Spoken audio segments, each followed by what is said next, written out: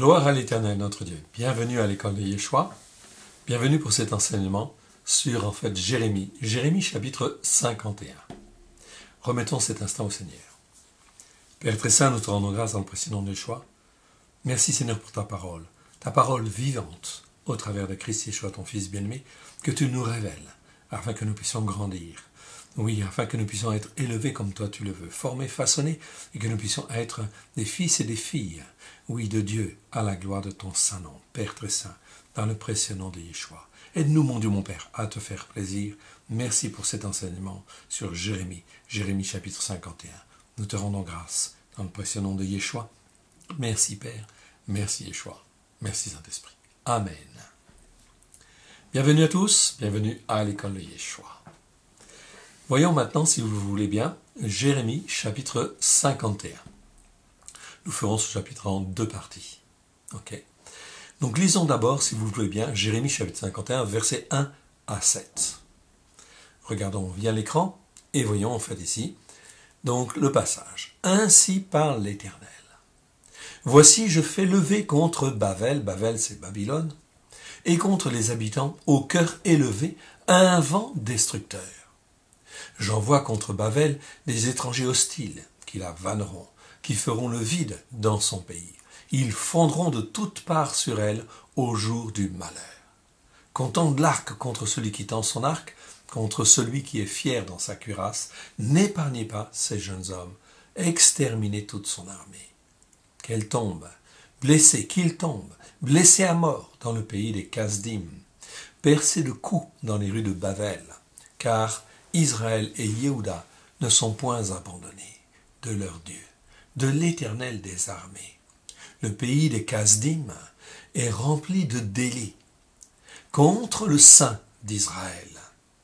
Fuyez Bavel, et que chacun sauve son âme, de peur que vous ne périssiez dans son iniquité. Car c'est un temps de vengeance pour l'Éternel.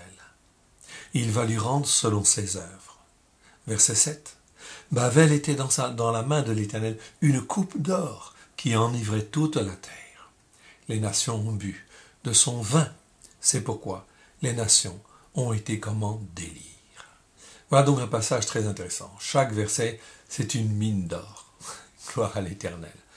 Voyons si vous le voulez bien, regardons un petit peu les mots. Ainsi parle l'Éternel, verset 1. Voici, je fais lever contre Bavel et contre les habitants au cœur élevé un vent destructeur. Déjà, première remarque, un cœur élevé en fait ici. Dans la plupart des traductions, ce n'est pas ce qui est marqué. C'est marqué contre les habitants de la Chaldée. Ah, descendons un petit peu dans les remarques et voyons un peu ici cette remarque. La remarque en fait ici, nous dit ici dans le texte hébreu, c'est Lev Kamai. Et Lev Kamai, ça ne veut pas dire en fait de la Chaldée. Donc les traducteurs, plus simplement, ont traduit de la Chaldée. La plupart des traducteurs font comme cela, parce qu'ils ne savent pas forcément traduire les mots en fait hébreux. Mais maintenant, nous commençons à avoir des traductions juives, faites par les rabbins, qui sont relativement récentes. Notamment en fait la Bible de l'édition Gallia. Édition Gallia, je vous la montre, 2 secondes. La voici. Édition Gallia. Ceci est une édition relativement récente, en fait, des rabbins. 2014. Okay, c'est-à-dire que c'est des rabbins qui ont fait en fait une traduction complète du Tanar, c'est-à-dire ce que les nations appellent l'Ancien Testament. C'est intéressant, on a le texte en fait en hébreu et le texte en fait en français. Ici, nous voyons en fait qu'on a une traduction relativement récente et une traduction où on voit la volonté des rabbins, donc ce qui est déjà assez étonnant, c'est de voir une Bible en fait comme ça, complète, en dehors du Nouveau Testament, okay, de la Brit Hadasha, mais déjà en fait des Bibles entières comme cela, ou simplement avec la Première Alliance. C'est pas courant. Il y avait la Zadokan.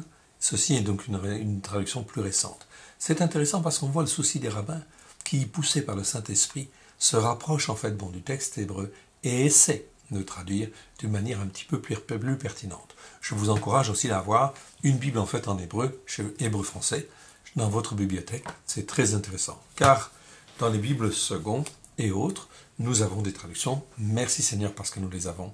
Mais parfois, on peut être titillé par un verset ou un autre et dire « Ah, je ne suis pas sûr que ce soit bien traduit. » Alors on va, soit dans le texte hébreu, si on sait lire l'hébreu, ou alors on va dans des Bibles hébraïques comme ça, et on regarde comment ils ont traduit. Et là on s'aperçoit dans ce verset-là, en fait ici, comment traduisent-ils ce passage? Eh bien, ils savent bien que ça ne veut pas dire de la Chaldée. Lev Kamai, ça ne veut pas dire de la Chaldée.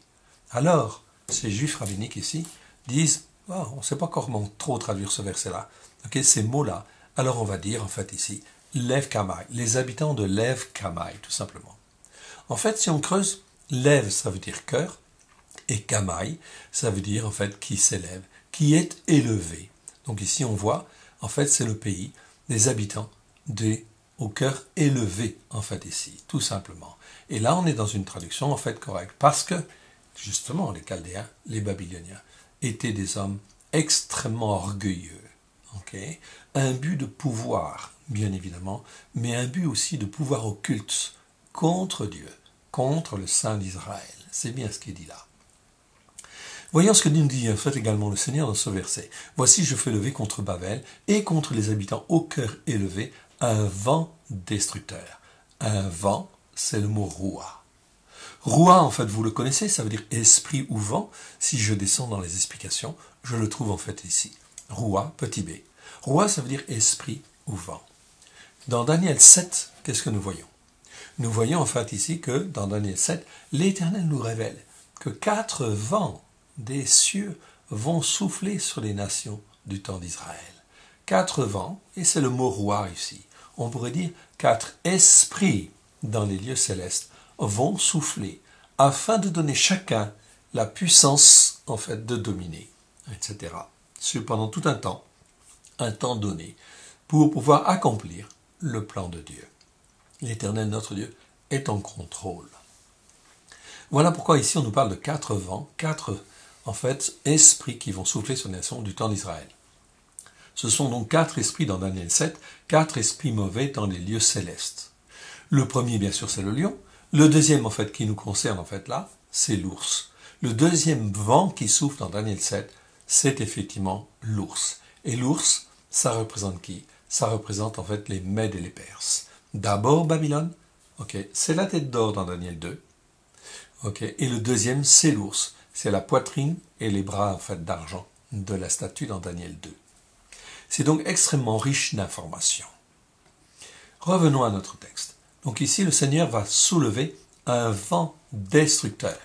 Donc, en fait, permettre qu'un esprit dans les lieux célestes souffle afin de détruire en fait Babylone et tout ce qui a motivé Babylone pendant toute sa puissance, en fait, ici.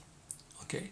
L'Éternel s'est servi de Babylone, on va le voir, mais en fait aussi Babylone s'est comportée d'une manière cruelle et furibonde contre le peuple d'Israël, contre les enfants, en fait, bon de Dieu. Okay, même si les enfants de Dieu sont rejetés pour un temps, etc., sont mis en fait de côté parce qu'ils n'ont pas écouté et mis en pratique la parole de Dieu, eh bien en fait le Seigneur ne les abandonne pas. Et il ne demande pas qu'ils soient traités d'une manière en fin de compte, furibonde et cruelle, comme ça a été le cas. Le Seigneur voit. Regardez ce qui est marqué en fait ensuite. Verset 2. J'envoie contre Babylone des étrangers hostiles. Ici, c'est le mot, en fait, ici, zour. Si je prends dans la définition, ici, vous voyez, c'est le verbe zour. Zour qui existe 77 fois dans 76 versets. Ici, conjugué au cas, le participe, qu'on peut traduire, en fait, ici, par étranger. La plupart du temps, ces mots-là sont traduits par étranger dans nos Bibles. Comme le mot guerre et comme le mot nérar. Le problème, c'est que si ces mots sont différents, eh bien, ils ont une signification différente. Je vous rappelle, guerre, c'est l'étranger qui veut bien écouter, qui n'est pas hostile à Dieu du tout. Nérar, c'est l'étranger idolâtre. Et zour, c'est l'étranger hostile, l'étranger méchant, l'étranger, on va dire aujourd'hui, terroriste, quelque part, en fait aussi, qui est vraiment contre Dieu, contre la parole de Dieu. Donc ici, on peut traduire ce mot-là, zour, par étranger hostile, ou étranger qui détourne, un étranger qui vise à détourner les enfants de Dieu, de la parole de Dieu, ou de les détruire tout simplement. Ici, dans notre Bible, c'est traduit par vanneur. Bon, c'est pas trop bien de traduire par vanneur, c'est mieux de garder le mot zour et de le traduire par étranger, en fait, hostile, car on voit vraiment l'hostilité contre Dieu. Ces étrangers-là ne doivent jamais être invités, en fait, dans nos maisons, oui, bien sûr. Et en fait, on ne doit jamais les inviter au Shabbat, aux fêtes de l'Éternel, ou inviter dans notre maison à partager un repas, certainement pas. Ici, ces étrangers hostiles, ils sont choisis pour vanner, c'est-à-dire pour détruire complètement, en fait, ici, Babylone. Il est dit ensuite qu'ils feront le vide dans son pays. Le vide dans son pays, c'est-à-dire Babylone, va être en fait réduite à néant, va être complètement détruite par justement ce vent destructeur. Le vent destructeur, c'est qui? C'est le royaume des Mèdes et des Perses. C'est un esprit qui souffle, que l'on appelle l'ours dans Daniel, en fait 7, qui va souffler sur les Mèdes et les Perses et qui va renverser tout Babylone. Et en fait, qui va détruire Babylone.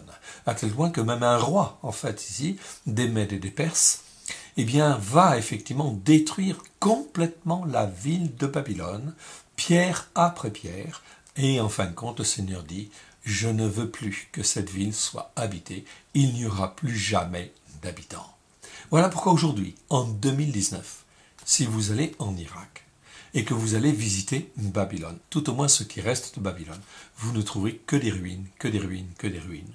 Et trois monceaux en particulier, en fait ici, comme on l'a déjà évoqué, qui en fin de compte représentent le palais de Nebuchadnezzar, d'une part, puis en fait les temples, etc. Il y a des monceaux, effectivement, de briques qui subsistent pour témoigner de la main de l'Éternel sur cette ville. Il l'a détruite. Pourquoi? Parce qu'elle s'est élevée. Elle s'est élevée le plus haut possible, croyant en fin de compte pouvoir, par ses moyens et sa force, aller au-delà de l'Éternel, au-delà, en fin de compte, comment dire, au-delà de ce que l'Éternel, en fait, avait prévu pour elle ou attendait d'elle. Ils fondront de toutes parts sur elle au jour du malheur ou au jour du jugement. Jérémie 27 ici nous parle effectivement de l'appel de Dieu sur cette nation. Jérémie 27, 6 à 11. Babylone était vraiment appelée par l'Éternel, bien sûr. Regardons en fait ici Jérémie 27, versets 6 à 11. Lisons ensemble. Maintenant je livre tous ces pays entre les mains de Nebuchadnezzar, roi de Babylone, mon serviteur. Il est appelé ici mon serviteur par l'Éternel. Je lui donne aussi les animaux des champs, pour qu'ils lui soient assujettis. Toutes les nations lui seront soumises, à lui, à son fils et au fils de son fils, c'est-à-dire à Évil-Mérodach et à Belshazzar. Et là, ça va se passer en fait en 70 ans. Je lui donne aussi les animaux des champs pour qu'ils leur soient assujettis. Toutes les nations lui seront soumises, à lui, à son fils et au fils de son fils, jusqu'à ce que le temps de son pays arrive, le temps de son jugement, et que les nations puissantes et de grands rois l'asservissent. Ce sont les Mèdes et les Perses qui vont venir. Si une nation ou un royaume, si un royaume ne se soumet pas à lui, à Nebuchadnezzar, roi de Babylone, je le livre, et ne livre pas son coup au joug du roi de Babylone, je châtirai cette nation par l'épée, par la famine, par la peste, dit l'Éternel, jusqu'à ce que je l'ai exterminé par sa main. Et vous, dit l'Éternel, au travers de la bouche du prophète Jérémie, en parlant aux enfants d'Israël, car c'était le temps du jugement, c'était le temps de la dispersion, la destruction en fin de compte de Jérusalem et la destruction en fin de compte du temple, à cause de la désobéissance. Ce n'est pas encore arrivé, cela va arriver. Nous nous situons là, la quatrième année du règne de Sédécias. Cela veut dire qu'il va se passer encore 7 ans. 7 ans avant que Nebuchadnezzar ne détruise Jérusalem et la ville de Jérusalem et n'emmène captifs tous les enfants d'Israël à Babylone. Ici il est dit, et vous, n'écoutez pas vos prophètes, vos devins, vos songeurs, vos astrologues, vos magiciens, qui vous disent « Vous ne serez point asservis au roi de Babylone, car c'est le mensonge qu'ils vous prophétisent, afin que vous soyez éloignés de votre pays, afin que je vous chasse et que vous périssiez. Mais la nation qui pliera son cou sous le joug du roi de Babylone et lui sera soumise, je la laisserai dans son pays, dit l'Éternel, pour qu'elle le cultive et qu'elle y demeure. » Voilà donc très important de discerner les temps de Dieu. Les temps de Dieu sont extrêmement importants, bien évidemment. C'est pour ça qu'il faut apprendre à écouter en fait les bons prophètes, bien sûr, ceux qui enseignent par rapport à l'écriture ce qui doit se passer. Ce que nous voyons là, c'est exactement ce qui va se passer aussi dans l'avenir. Voilà pourquoi Jérémie est extraordinairement actuel en réalité. Ce qui s'est passé hier, c'est ce qui se passe aujourd'hui, en réalité. Parce que ce que Dieu va faire, et ce que Dieu va faire au travers de ses jugements, il va amener toutes les nations sous un même joug. Et le joug qui va venir, c'est le roi du monde. C'est en fin de compte l'Antéchrist, oui bien sûr. Donc il va y avoir des guerres, des bruits de guerre à droite et à gauche, etc. Ceci est normal. Yeshua dit, ne vous inquiétez pas. Pourquoi? Parce qu'il faut que ces choses arrivent. Okay? Ne vous inquiétez pas, mais il faut que ces choses arrivent. Donc il va y avoir à droite et à gauche des disputes, des discordes, des guerres qui vont se déclarer, etc. Okay? Et des conflits partout, même en Europe. Okay? Des conflits, des difficultés financières et autres, tout cela afin d'amener toutes les nations sous un même joug. C'est la volonté de Dieu. Les prophètes en parlent et les prophètes le disent. Voilà donc en fait ce que le Seigneur est en train de faire étape par étape. Voilà pourquoi c'est extrêmement important de bien comprendre cela, afin que les hommes et les femmes soient sous un même joug, effectivement. Okay? Afin que l'Antéchrist, le royaume mondial, c'est-à-dire en fait le royaume dont on parle dans Apocalypse 13, et la quatrième bête, effectivement dans Daniel 7, puisse se mettre en place. Dans Daniel 7, on nous parle en fin de compte d'un royaume de 10 cornes, 10 pays, et 3 tombent à un moment donné, et en fait l'Antéchrist prend en fait la tête du monde entier. Okay? Donc nous ne sommes pas encore dans le royaume assemblé des 10, mais cela va venir. Les conflits doivent venir afin que cela se réalise. Voilà pourquoi Jérémie est tout à fait en fin de compte actuel. En réalité, cela nous parle aujourd'hui. Okay? Voyons en fait ensuite ce qui est marqué. Qu'on tende l'arc en fait ici. Qu'on tende l'arc contre celui qui tend son arc. Contre celui qui est fier dans sa cuirasse. Donc vous voyez ici, Babylone était extrêmement orgueilleux et fier. N'épargnez pas ces jeunes hommes, exterminez toute son armée, en fait, ici. Donc on voit dans Jérémie 50, verset 9, je ne le relis pas parce qu'on l'a vu en fait les fois précédentes, Jérémie 50, verset 9, 14, 29, 32, etc. Tout cela, en fait, ici, nous parle bien de la décision de l'Éternel, okay? D'agir comme on a agi. C'est ça qui est très important, en fait, ici. Okay. Qu'il leur soit fait comme en fait ils ont fait. Okay, exactement. Voilà pourquoi nous devons faire très attention aussi dans notre comportement. Okay. Verset 4. Qu'ils tombent blessés à mort dans le pays des Kasdim. Kasdim percés de coups dans les rues de Bavel, ici. Ce sont des jugements de Dieu. Je vous rappelle en fait le mot Kasdim. Kasdim en fait ici, descendons en fait un petit peu, et nous voyons en fait ici Kasdim. Kasdim en fait ici, 80 fois dans 80 versets, ce sont les Chaldéens, oui, ou la Chaldée. Très bien. Et en fait le mot veut dire en fait briseur de mottes. Ok, c'est la traduction courante qu'on peut dire en fait pour ce mot-là, Kasdim. Mais si on décompose, ça veut dire en fait comme des démons. Les Kasdim, c'est comme des démons. C'est-à-dire que c'est un peuple, okay? Un peuple qui vient du désert. On l'a vu la fois dernière, il me semble. Et effectivement, c'est un peuple du désert, mais ils étaient extrêmement doués. Et en fin de compte aussi, ils étaient pourvus de pouvoirs occultes, etc.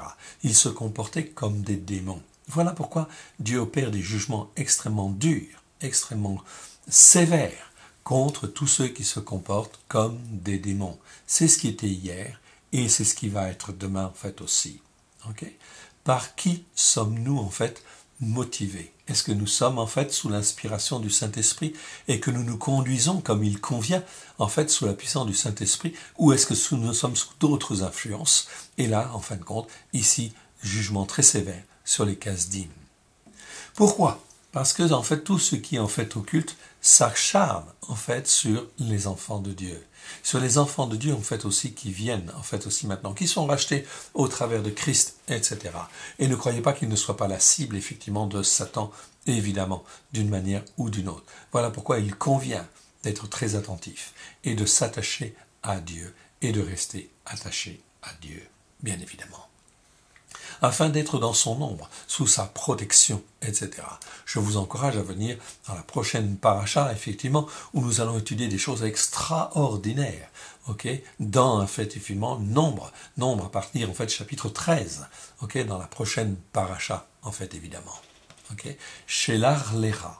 Okay. Envoie toi-même, dit l'Éternel, à, en fin de compte, Moïse, envoie toi-même les 10 explorateurs, les 10 espions, etc., explorer en fait le pays de Canaan. Okay. C'est un passage extraordinairement riche. Okay. Nous l'étudierons en détail. Car l'Éternel, verset 5, nous dit ici, car Israël et Yehuda ne sont point abandonnés. Ici, l'expression abandonné, c'est Alman en hébreu, ça n'existe qu'une seule fois dans un seul verset. Très important, ne sont point abandonnés. Les enfants de Dieu ne sont jamais abandonnés.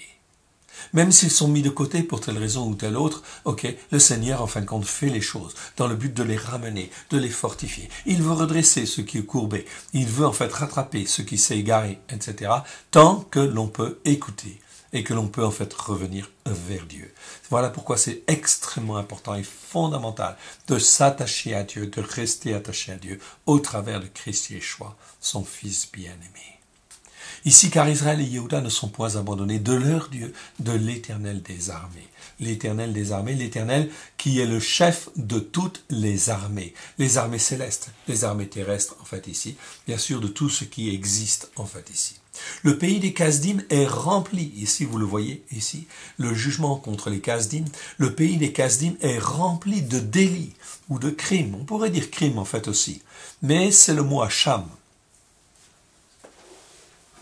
Ok, Hacham, que nous avons vu déjà dans la Torah. Hacham, ici, ça veut dire délit en réalité. Ok, et c'est pas un sacrifice de culpabilité. Dans notre traduction, c'est traduit n'importe comment et on en a perdu le sens. Ici, Hacham nous parle de délit.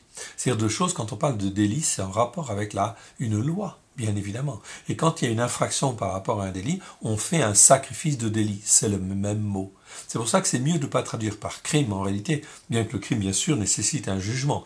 Mais ici, en fin de compte, c'est mieux de parler de délit, parce qu'au délit correspond un sacrifice pour le délit, pour réparer en fait la chose. Par rapport à quoi? Eh bien, toujours par rapport à la Torah. La Torah est la référence, même pour les gens qui ne sont pas avec Dieu. La preuve, en fait, ici, vous le voyez, en fait, ici. Okay? Il est bien, en fait, écrit ici. Okay? Et en fait, ils ont, en fait, ici, le pays des Kasdim est rempli de délits contre le Saint d'Israël. Est-ce que les Chaldéens étaient des croyants? Non, pas spécialement. Mais ils ont opéré effectivement des choses absolument abominables, en fait, par rapport au Saint d'Israël, qui est le maître de toutes choses, effectivement. Fuyez de Babel, et que chacun de vous sauve son âme. Ici, c'est pas sa vie. Ici, c'est le mot nefesh. Ici, je vois ici nefesh. Nefesh, en fait, ici, c'est bien ça. Ici, le mot nefesh, c'est le mot âme. Ça existe 751 fois dans 682 versets. Le mot est un mot féminin, non féminin. En fait, ça veut dire âme. C'est mieux que sa vie, ou en lui-même dans certains versets. On le verra tout à l'heure. Okay? Ici, c'est âme. Donc ici, on parle de sauver son âme. Ici. Fuyez de Babel, okay? Qui en a fait, en fait, pas ça avec toi physiquement seulement, mais au niveau de ton âme. Okay? C'est exactement pour ça que le Seigneur dit, sortez du milieu d'eux. Je vous rappelle 2 Corinthiens, chapitre 6, versets 14 à 18. Encore faut-il bien qu'il soit traduit correctement, etc. Où le Seigneur dit en fait ici de sortez du milieu d'eux, sortez de Babylone, sortez en fait de tous les systèmes dans lesquels en fin de compte vous avez pu être enfermés, enchaînés, afin de quoi? De s'attacher à Dieu, rien qu'à Dieu, au travers de sa Torah, pleine de grâce et de vérité, au travers de Christ Yeshua, son Fils bien-aimé. Ça c'est extrêmement important, car les jugements viennent sur les nations, sur les peuples, en ce qui concerne justement le message que l'on a donné en fait depuis des siècles, au travers en fait même de Christ Yeshua, ok?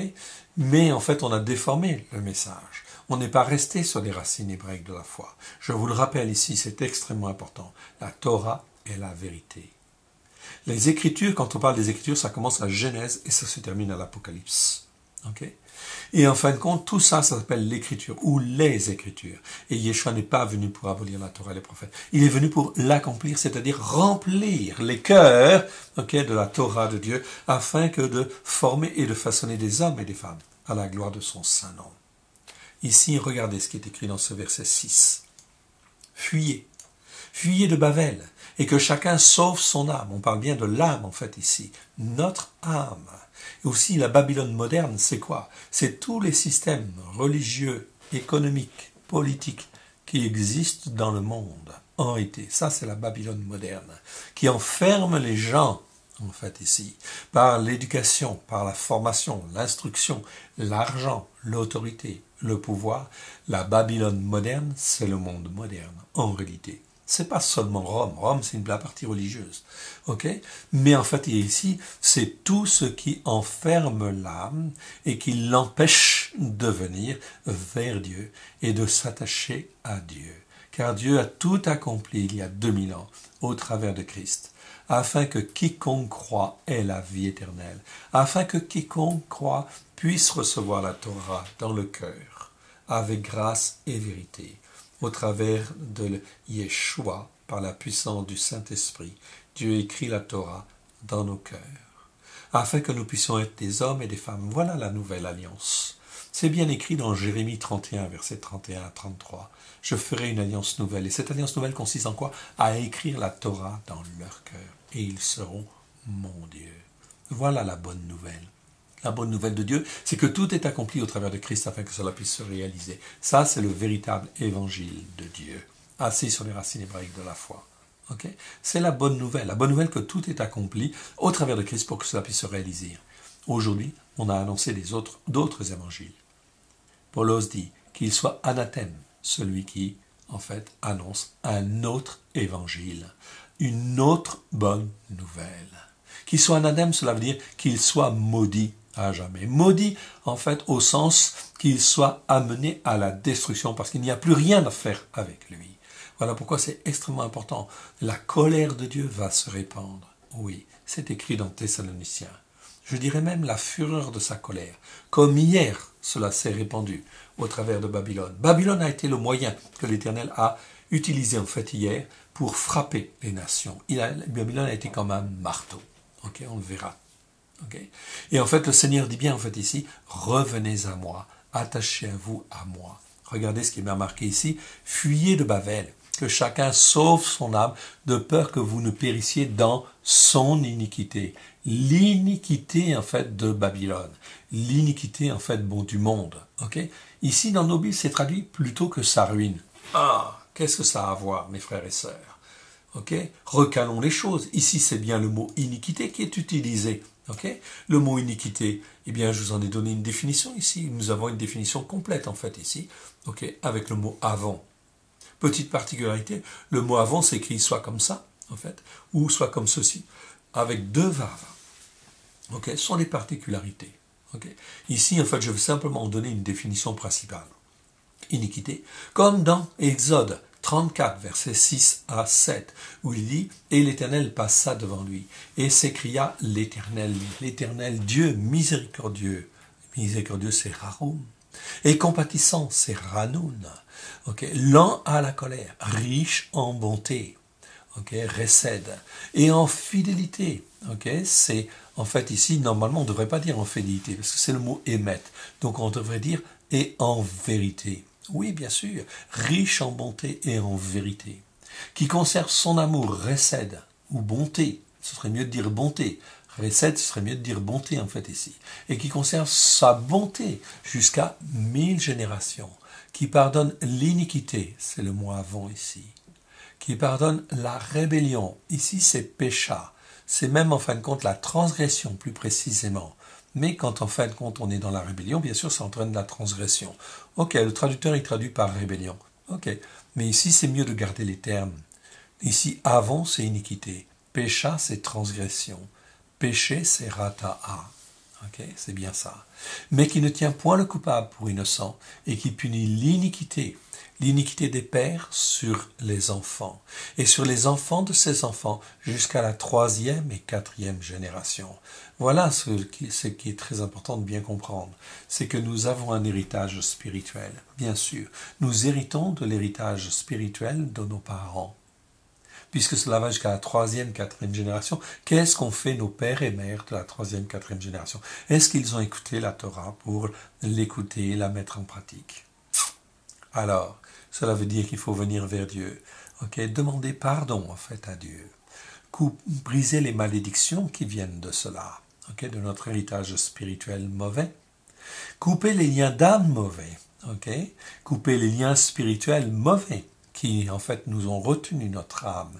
Et notre âme, nous pouvons venir la couvrir du sang précieux de l'agneau, dire pardon, Seigneur, en fait, pour ces malédictions de mes pères. Je reconnais que c'est malédiction et je coupe tous les liens d'âme mauvais, tous les liens spirituels qui m'ont entraîné dans ces choses-là.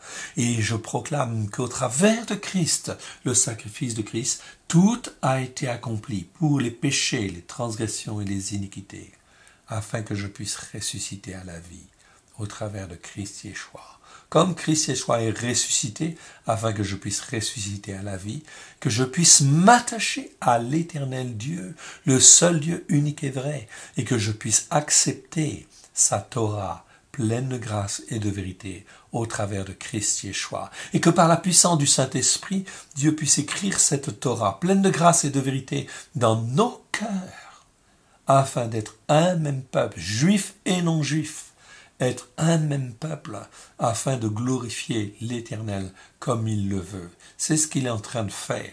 C'est ce que nous disent la Torah, les prophètes et les psaumes. Dieu se cherche un peuple, parmi effectivement toutes les nations, mais aussi il veut restaurer son peuple au travers de Christ Yeshua. Et le temps va venir où en fait une grande partie des Juifs vont avoir leurs yeux qui vont s'ouvrir. Oui, bien sûr. À la gloire de l'Éternel. Ce n'est pas encore le temps. Pour le moment, ce sont des opérations ponctuelles. Dieu est en train de préparer le terrain. Mais bientôt, les yeux des Juifs, et même déjà beaucoup de Juifs traditionnels, on commence à avoir les yeux qui s'ouvrent, qui commencent à s'ouvrir, et ils se posent des questions sur ce Jésus-Christ qui était enseigné par les nations. Et ils voient que le message n'a pas été en fait forcément enseigné comme il fallait, et qu'ils n'ont pas été enseignés sur le Christ juif. En réalité, ça c'est extrêmement important.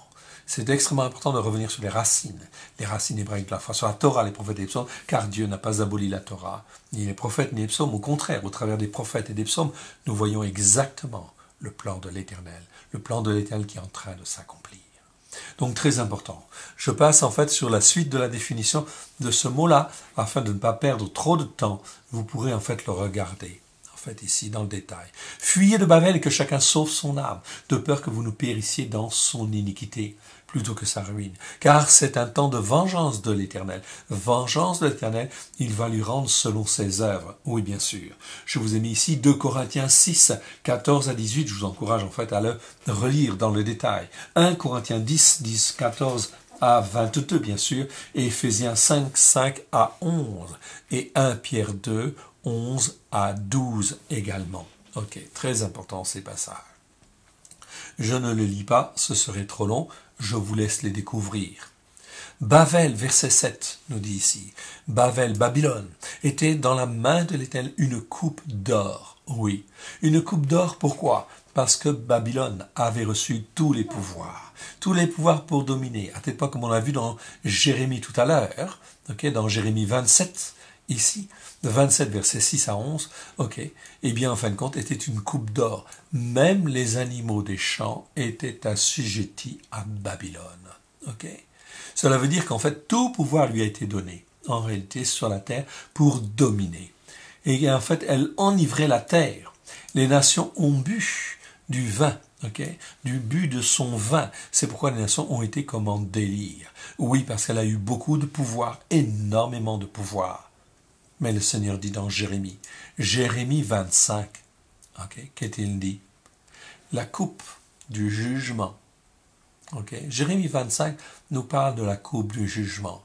La coupe du jugement qui a été. sur Juda et sur Israël. Le Seigneur dit à Jérémie, prends cette coupe, la coupe de ma colère, ici. Ok? Tu la prends et tu vas la donner à chacune des nations. Okay. Donc Jérémie, qu'est-ce qu'il a fait? Il a été voir chacun des ambassadeurs, bien évidemment. Il n'a pas parcouru le monde. À l'époque, on n'avait pas trop les moyens de parcourir en fait le monde. Mais il était voir chacun des ambassadeurs pour leur donner en fin de compte le message, en disant que la coupe de la colère de l'Éternel va être répandue sur toutes les nations. Okay. Et donc cela veut dire que toutes les nations sont concernées. Regardez bien, relisons en fait Jérémie 25, le début déjà, verset 15. Car ainsi m'a parlé l'Éternel, le Dieu d'Israël. Prends de ma main cette coupe, remplie du vin de ma colère, et fais-la boire à toutes les nations vers lesquelles je t'enverrai.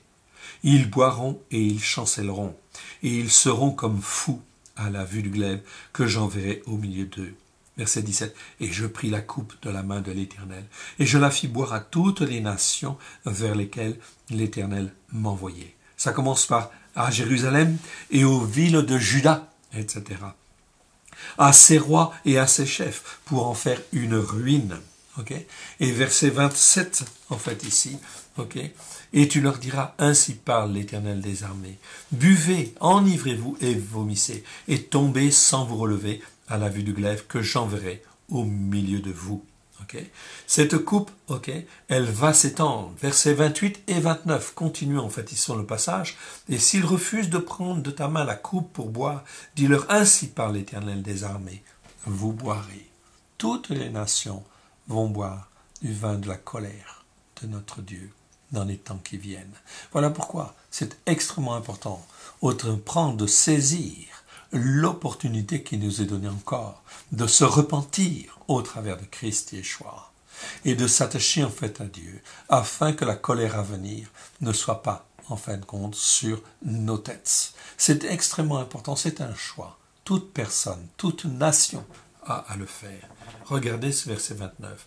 Car voici, dans la ville sur laquelle mon nom est invoqué, je commence à faire du mal. Et vous, vous resteriez impunis?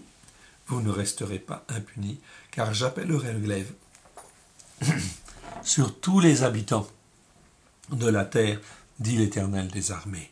Okay? C'est très important. Ça fait partie des jugements que l'Éternel est en train de mettre en place. Okay.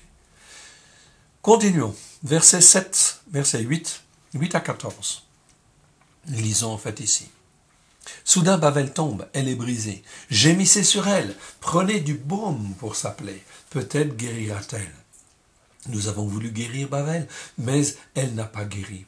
Abandonnons-la et allons chacun dans son pays, car son jugement atteint jusqu'aux cieux et s'élève jusqu'aux nues. L'Éternel manifeste la justice par la foi de notre cause. Venez et racontons dans Sion l'œuvre de l'Éternel notre Dieu. Aiguisez les flèches, saisissez les boucliers. L'Éternel a excité l'esprit des rois de Médie, parce qu'il veut détruire Bavel, Babylone. Car c'est la vengeance de l'Éternel, la vengeance de son temple. Ici, très important ici. Élevez une bannière contre les murs de Bavel, Babylone. Fortifiez les postes, placez des gardes, dressez des embuscades, car l'Éternel a pris une résolution, c'est une décision, et il exécute ce qu'il a prononcé contre les habitants de Bavel. Toi qui habites près des grandes eaux, et qui as d'immenses trésors, ta fin est venue. Bavel s'est élevée, elle avait d'immenses trésors. Elle habitait près de grandes eaux. Le fleuve l'Euphrate passait en fait dans Babylone. C'était une ville extraordinairement fortifiée.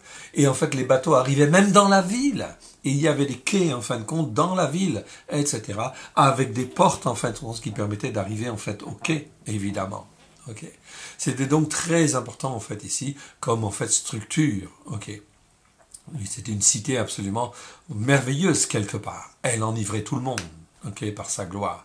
C'est exactement ce qui va se passer en fait aussi. Le monde en fait ici va s'élever. Le monde en fait au niveau économique mondial, etc.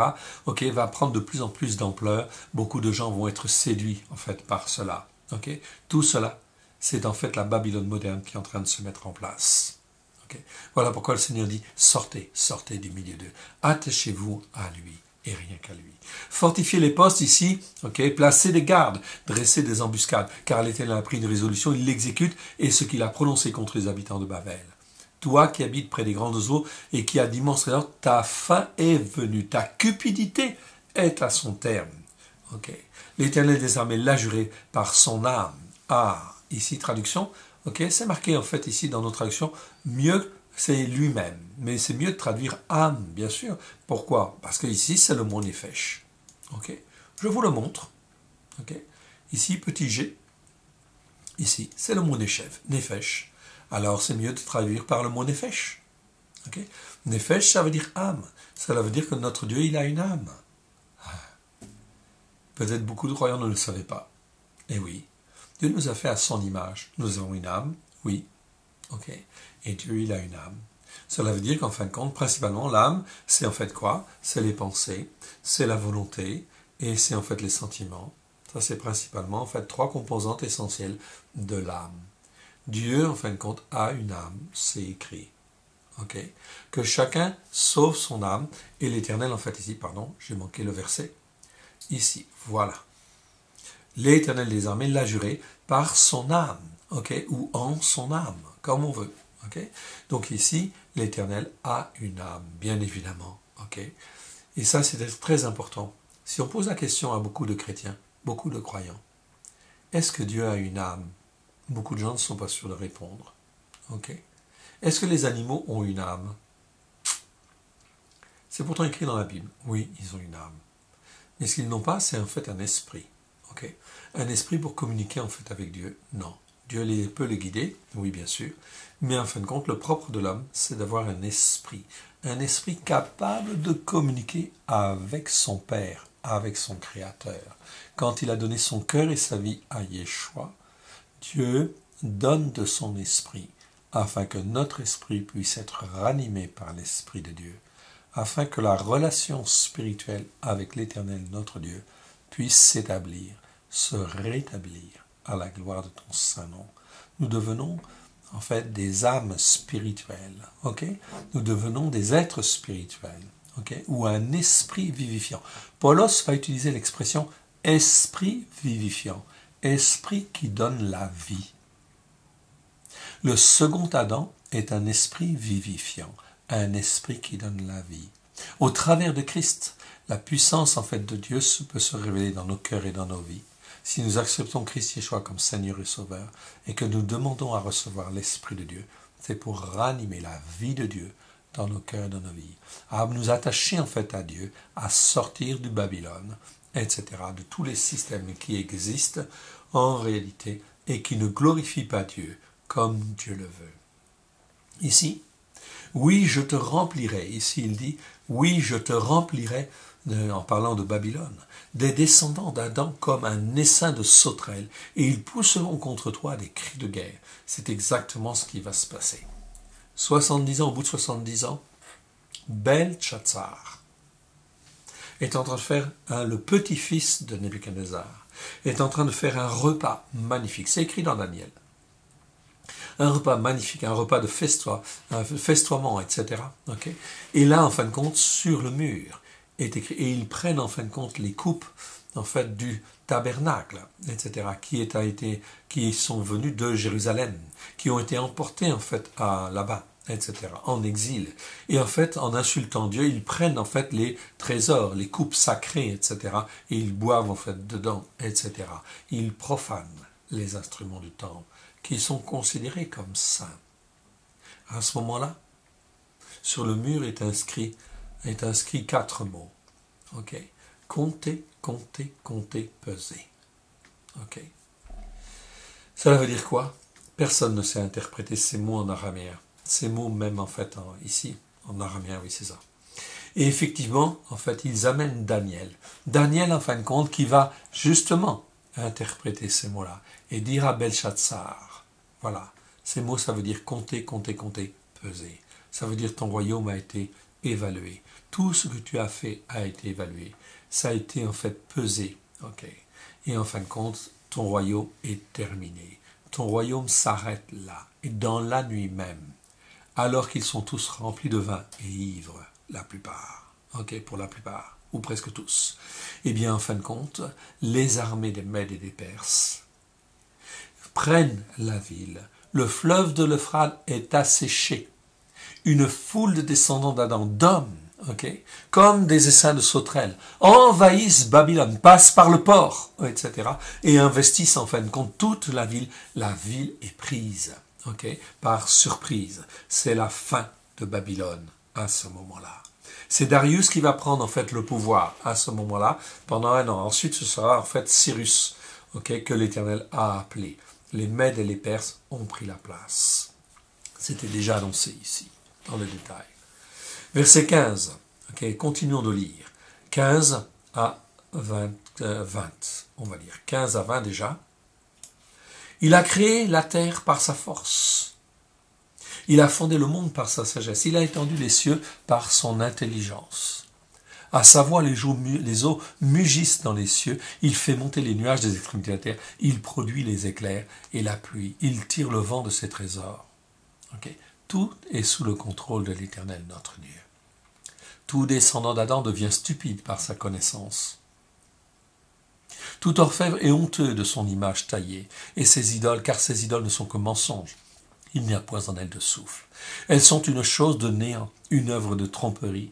Elles périront quand viendra le châtiment. Toutes ces choses-là, voilà ce que, en fin de compte, nous faisons. Nous sommes dans le monde et, en fin de compte, occupés par le monde à toutes sortes de choses, des choses de néant, des œuvres de tromperie, en fait, ici. C'est l'aveuglement partout. Voilà pourquoi, en fin de compte, il est absolument nécessaire de se repentir, de demander pardon, en fait, à Dieu, et de venir vers celui qui sauve, vers l'Éternel Dieu, qui a préparé le salut au travers de Christ Yeshua, son Fils bien-aimé, afin que sa parole puisse être écrite dans nos cœurs et dans nos vies, et que nous ne soyons plus assujettis à des choses de néant, à des œuvres de tromperie. Ici, elles périront quand viendra le châtiment.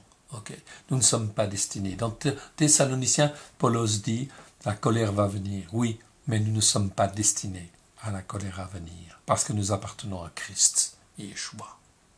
Verset 19. Celui qui a la part de Jacob n'est pas comme elle, n'est pas comme ses idoles, car c'est lui qui a tout formé. Et Israël est la tribu de son héritage, l'Éternel des armées est son nom. Tu as été pour moi un marteau. Donc en fait, Dieu dit bien en fait ici, tu as été pour moi un marteau, un instrument de guerre. J'ai brisé par toi des nations. Regardez bien ce qui est écrit ici, versets 20 à 24. J'ai brisé par toi des nations. Par toi, j'ai détruit des royaumes, mais pas seulement des grandes nations. Par toi, j'ai brisé le cheval et son cavalier. Par toi, j'ai brisé le char et celui qui était dessus. Par toi, j'ai brisé aussi l'homme et sa femme. Vous voyez, c'est en fin de compte, c'est tout à fait individuel ici. Babylone était une puissance non seulement militaire, mais une puissance en fait occulte, où l'idolâtrie était promulguée partout à droite à gauche. C'est pour ça qu'en fait Dieu va détruire tous les temples de Babylone. Parce qu'il y a de la corruption spirituelle. Ici, il a brisé l'homme et il a brisé sa femme. Car par toi j'ai brisé le vieillard et l'enfant. Par toi j'ai brisé le jeune homme et la jeune fille. Par toi j'ai brisé le berger et son troupeau. Par toi j'ai brisé le laboureur et ses bœufs. Par toi j'ai brisé les gouverneurs et les chefs. Je rendrai à Babel et à tous les habitants de la Chaldée tout le mal qu'ils ont fait à Sion, sous vos yeux. Déclaration de l'Éternel.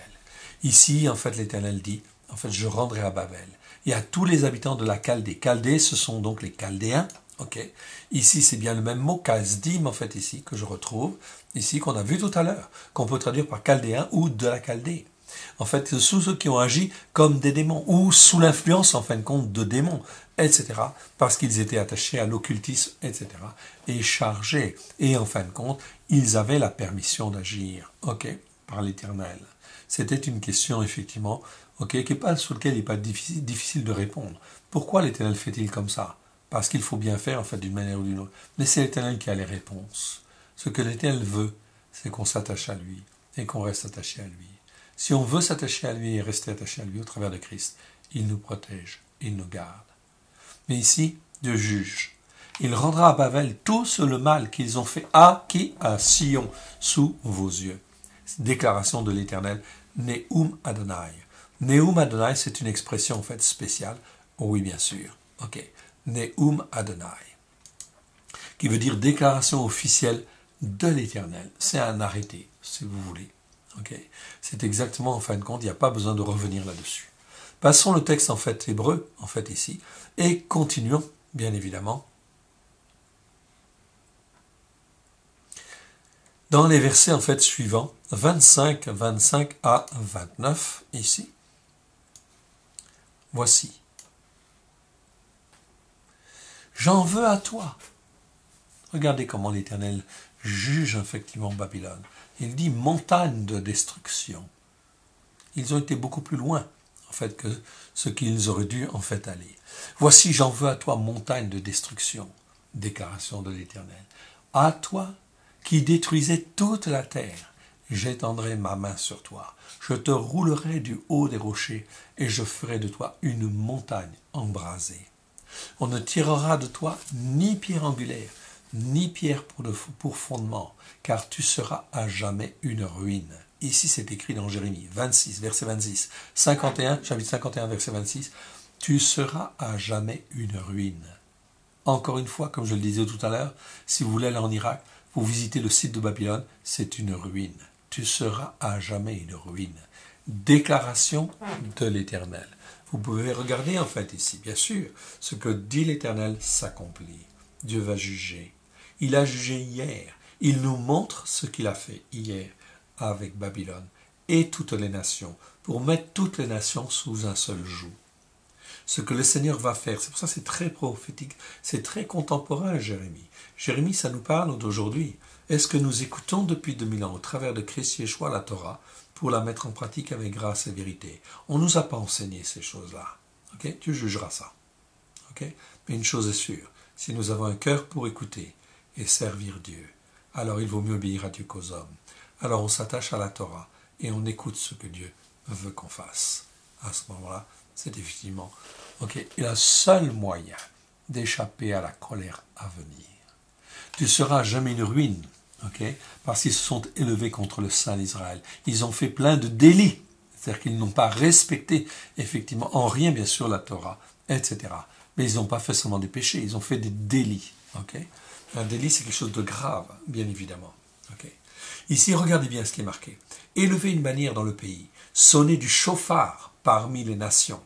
Ici, le Seigneur interpelle par son esprit toutes les nations du monde entier. Sonner du chauffard. Ici, c'est le mot chauffard. Je prends en fait ici le mot chauffard, la définition. Chauffard. Ici, c'est en fait ici un mot qui existe 72 fois dans 63 versets. Mais ici, le mot chauffard est écrit avec un vav, c'est-à-dire cette lettre en fait là que vous voyez en fait au milieu. Ça s'écrit chauffard comme ça, shin p resh, ou shin vav p resh. Ici c'est une écriture, ce qu'on appelle une écriture entière, une écriture pleine.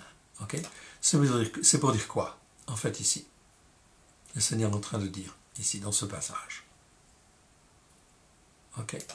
Sonner du chauffard. Ici, c'est une écriture pleine, en fait, en hébreu. C'est-à-dire sonner du chauffard à plein tube. Sonner du chauffard pleinement. Tout cela, pourquoi? Pour que toutes les nations soient au courant. Toutes les nations du monde. Ici, on interpelle toutes les nations. Les Écritures, Jérémie interpelle toutes les nations. L'Éternel interpelle au travers de la bouche de Jérémie toutes les nations. Sonner du chauffard parmi toutes les nations. Préparer les nations contre elles. Déjà ici pour les appeler, ici à venir contre Babylone. Mais c'est effectivement aussi en fait une interpellation prophétique dans ce que Dieu va faire dans les temps qui viennent. Préparez les nations contre elles, appelez contre elles les royaumes d'Ararat, de Mini, d'Ashkenaz, établissez contre elles des chefs, faites avancer des chevaux comme un essaim de sauterelles hérissées. C'est très important. Ici, on prépare en fait ici le jugement contre Babylone. Mais c'est exactement aussi ce que Dieu va faire, au travers, en fin de compte, du son de chauffard qui va sonner pour ceux qui peuvent l'entendre. Eh bien, en fin de compte, Dieu va, en fait, ici, sonner des nations, sonner des peuples pour qu'ils viennent pour juger. Juger ceux qui n'ont pas écouté. Juger ceux qui, en fait, ont déformé l'Écriture. Juger les nations, les peuples, nos sociétés, qui se sont servis de la parole de Dieu pour s'établir, qui se sont servis de la parole de Dieu pour s'élever, créer des systèmes religieux, etc., pour dominer et en fin de compte pour déformer la parole de Dieu. Préparez contre elle les nations, les rois de Médie, ses gouverneurs et tous ses chefs, et tout le peuple sous leur domination. La terre s'ébranle, elle tremble, car le dessein de l'Éternel contre Babel s'accomplit. Il va faire du pays de Babel un désert sans habitants. Dieu, de la même manière, est en train de sonner du chauffard parmi le monde entier pour, en fin de compte, s'élever contre Babylone, la Babylone moderne, là, cette fois-ci, bien évidemment. Donc voilà pourquoi de grands conflits, pas des petits conflits, de grands conflits vont apparaître dans le monde entier. Vous pouvez regarder, en fait, aussi ce qui se passe dans l'actualité. Ceci, ce n'est que le début de ce qui va vraiment se répandre sur toute la terre. Verset 30 à 32, et je m'arrêterai là en fait pour aujourd'hui. Les guerriers de Babel cessent de combattre, ils se tiennent dans les forteresses. Leur puissance est épuisée, ils sont comme des femmes. On met le feu au tabernacle, ce n'est pas ici habitation, dans nos traductions c'est traduit par habitation. Mais le mot en fait ici c'est bien Mishkan. Si je regarde en fait ici, voilà. Et Mishkan ça ne veut pas dire habitation. Mishkan, ça veut dire les temples. C'est les temples, en fin de compte, qui s'élèvent, les temples des idoles, etc. Donc Dieu juge, en fait, toutes ces choses-là, bien évidemment. On met le feu au tabernacle, à tous les temples, en fait, qui existent, les temples d'idoles, ou les tabernacles d'idoles. C'est ce qui va se passer, en fait, aussi. On brise les barres, les courriers se rencontrent, les messages se croisent pour annoncer au roi de Babel que sa ville est prise par tous les côtés. Sa ville est prise par tous les côtés. Nous voyons ici Jérémie 50, versets 35 à 38. Je ne sais pas si vous vous en souvenez, on l'avait vu, mais c'est peut-être bien en fait de le rappeler. Jérémie 50, versets 35 à 38, nous dit ceci. L'épée contre les Chaldéens, dit l'Éternel, contre les habitants de Babylone, ses chefs et ses sages. L'épée contre les prophètes de mensonges, qu'ils soient comme des insensés. L'épée contre les vaillants hommes, qu'ils soient consternés. L'épée contre ses chevaux et ses chars, contre les gens de toute espèce qui sont au milieu d'elles, qu'ils deviennent semblables à des femmes. L'épée contre ses trésors, qu'ils soient pillés. Amen. 38. La sécheresse contre ses eaux, qu'elles tarissent, car c'est un pays d'idoles. Ils sont fous de leurs idoles. L'Éternel va juger tout ce qui est faux prophète, tout ce qui est faux berger, tout ce qui est, enfin, toutes ces choses-là, cela va arriver. Que croyez-vous qui va se passer quand le système économique mondial financier va s'écrouler? Cela va arriver très bientôt. Oui. Et en fait, quand il y aura des conflits sociaux, et non seulement économiques, financiers, mais aussi religieux, etc., tout cela va s'élever. Il va y avoir tellement de désordre à droite et à gauche. Tellement de désordre dans toutes les nations que 10 nations vont être obligées de s'associer afin de pouvoir remettre de l'ordre dans le monde entier. Cela veut dire qu'il y a beaucoup de désordre à droite et à gauche qui vont pousser les gouvernements, 10 gouvernements à s'associer pour créer le royaume mondial, la bête de l'Apocalypse. Apocalypse 13, afin en fait de remettre de l'ordre. Mais l'Écriture dit bien, regardez, souvenez-vous, Apocalypse 13, Apocalypse 13, je termine. Puis je vis monter de la mer c'est l'ensemble de l'humanité, une bête qui avait 10 cornes, bête c'est un empire, qui avait 10 cornes c'est 10 royaumes, et 7 têtes et sur ces cornes 10 diadèmes, et sur ces noms des noms de blasphème. Ici, à ce moment-là, les royaumes des 10 cornes, en fait ici, est construit 10 têtes, il y a donc 10 têtes, mais ici, quand on commence en fait ici, Apocalypse 13, ça veut dire qu'il n'y a plus que 7 têtes, 3 rois sont tombés, référence à Daniel 7. Donc ici, il faut que le royaume mondial des 10 cornes s'établisse. Mais le verset 2 est très important. La bête que je vis était semblable à un léopard. Ses pieds étaient comme ceux d'un ours et sa gueule comme une gueule de lion. Le dragon lui donna sa puissance, son trône et une grande autorité. Nous voyons que ce royaume mondial a de quoi? A du léopard, a de l'ours, a du lion. Cela veut dire que, en fait, la puissance, les esprits mauvais, identifiés par le lion, l'ours et le léopard, se retrouvent être ici rassemblés dans cette quatrième bête, cette quatrième royaume mondial qui va venir. Le lion, c'est l'héritage de Babylone, d'un peuple cruel et furibond. Okay? Ensuite, effectivement, c'est l'ours. L'ours, en fin de compte, c'est le régime, en fin de compte, qui prévaut, etc. C'est la loi qui prévaut sur les hommes. C'est le système communiste. C'est l'ex-Union soviétique en réalité, en fait, ici. C'est la puissance qui dominait hier sur les Mèdes et sur les Perses.